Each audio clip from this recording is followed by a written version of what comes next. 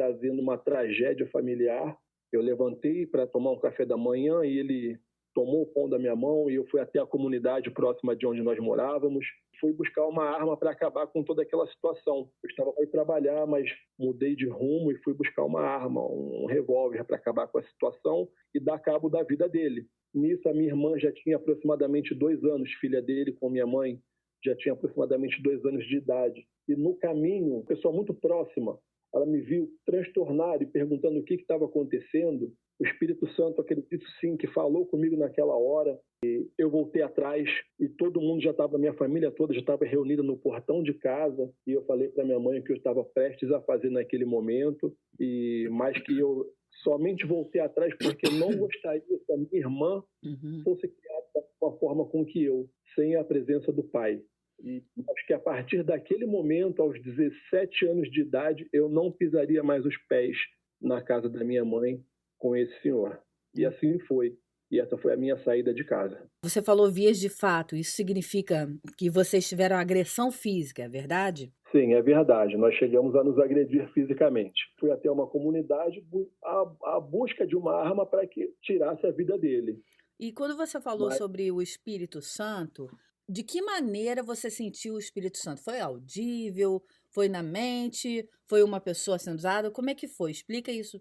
foram 2 momentos. No primeiro momento, foi uma paz interior muito grande e depois audível. Eu ouvi nitidamente. Naquele momento, eu não soube identificar de onde vinha essa voz. Eu ainda não tinha Jesus como Salvador da minha vida, não conhecia ainda Deus, então eu não soube identificar, mas eu ouvi sim. E quando você escutou, você percebeu se tinha alguém do lado? Você olhou? Não, porque era uma voz que vinha praticamente que de cima, e não havia possibilidade de ninguém estar ali. Eu estava numa rua, não é? Era por volta de 6h30 da manhã, no horário local. As casas estavam com as janelas fechadas. As únicas pessoas que estavam mais à frente eram no portão da minha casa, isso mais uns 100 metros à frente. Então não havia possibilidade de ter nenhuma pessoa dito isso para mim. E naquele momento, quando você escutou aquela voz, essa paz que entrou, foi naquele momento ou foi antes ou foi depois? Eu tive uma paz inicial antes de ouvir. Uhum. Antes do ouvir, eu tive um momento onde eu respirei e tive uma paz muito grande. Isso, de certa forma, já me fez retroceder. Foi onde eu escondi essa arma, que já estava na minha posse. Eu já tinha essa arma na mão. E nesse momento, eu retomei e, diante dessa paz, eu a escondi e retomei o caminho que eu estava fazendo em direção à minha casa, mas já não de arma em punho. E aí foi onde eu ouvi essa voz que me deu total certeza que esse não era o meu caminho. Foi justamente isso que o Espírito Santo me revelou. Pare, este não é o teu caminho. Eu gosto de perguntar porque muitas das vezes as pessoas falam assim: "Ah, Deus falou comigo, né?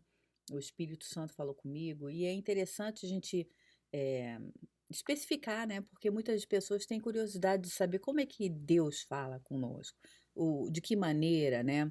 Foi audível ou não, né? Deus ele pode se manifestar através do seu Espírito Santo de várias maneiras diferentes, né?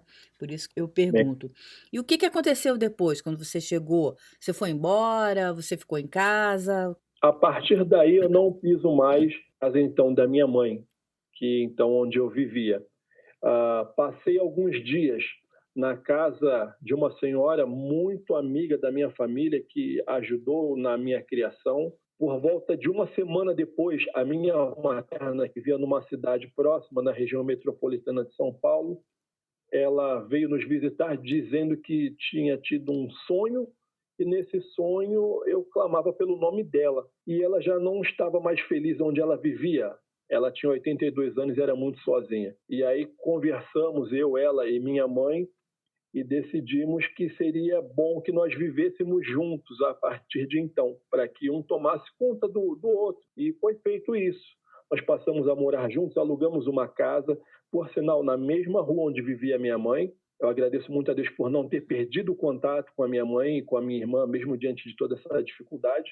Nós passamos a morar juntos e foi uma bênção muito grande na minha vida. A minha avó, ela viveu grande período da vida dela dentro do ocultismo, da bruxaria. Ela era feiticeira, mas era nova convertida, havia se convertido ao evangelho há pouco mais de 2 anos. Uhum. Numa situação onde eu saí para trabalhar, eu já trabalhava de manhã e estudava à noite.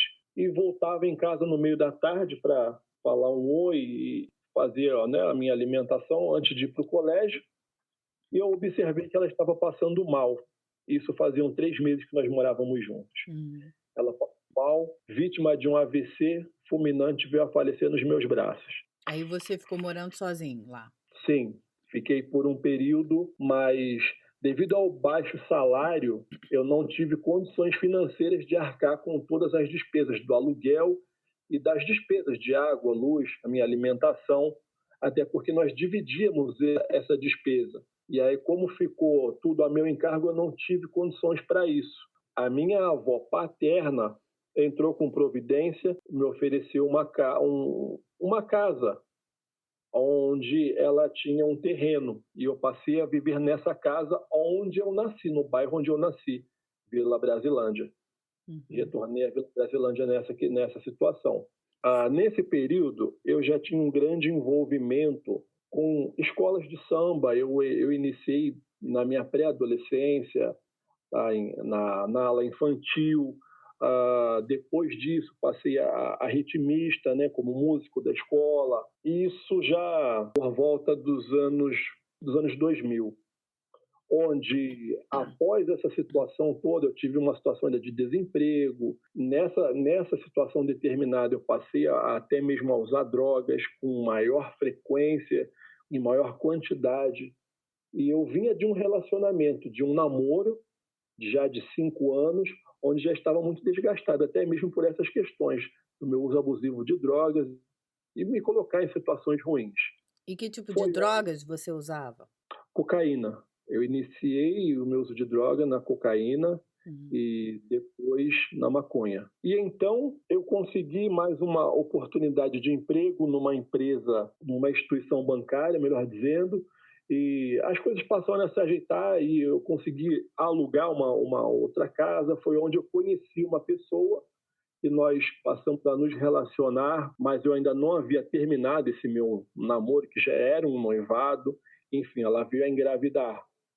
E após engravidar, eu abri essa situação para minha noiva em questão, né? Enfim, findamos um relacionamento de quase 6 anos e eu assumi a minha relação com essa moça que era minha vizinha. Então, estava grávida, mas era uma gravidez muito complicada, ela sentia dores quase que diariamente.